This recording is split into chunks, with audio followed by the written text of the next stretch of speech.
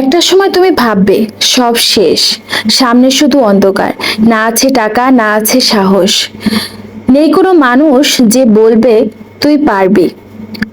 তখন মনে হবে জীবনটা বুঝি এখানেই থেমে গেল। কিন্তু বিশ্বাস করো, তোমার শেষটা আসলে তোমার নতুন শুরুর মুখোমুখি দাঁড়িয়ে থাকে।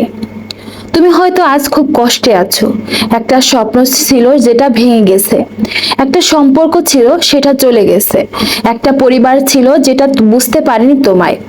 তুমি লুকিয়ে লুকিয়ে কাঁদো, কেউ দেখে না, কেউ বোঝে না।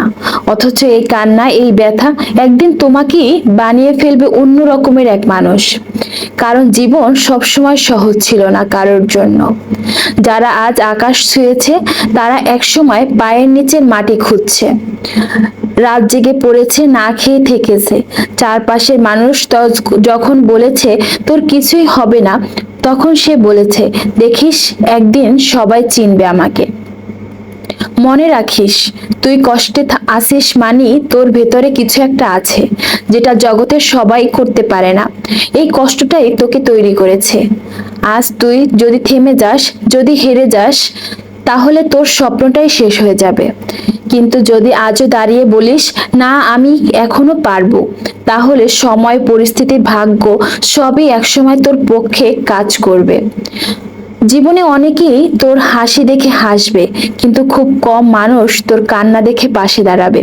তাই নিজেকে নিজেই সাহস দে, নিজেই নিজের আশীর্বাদ হ, নিজেই নিজের সেরা বন্ধু হ। মনে রাখ, যারা একা যুদ্ধ করতে শিখে যায় তারাই একদিন সকলের জন্য উদাহরণ হয়ে ওঠে। কষ্টই তোর শক্তি, ব্যর্থতাই তোর জ্বালানি।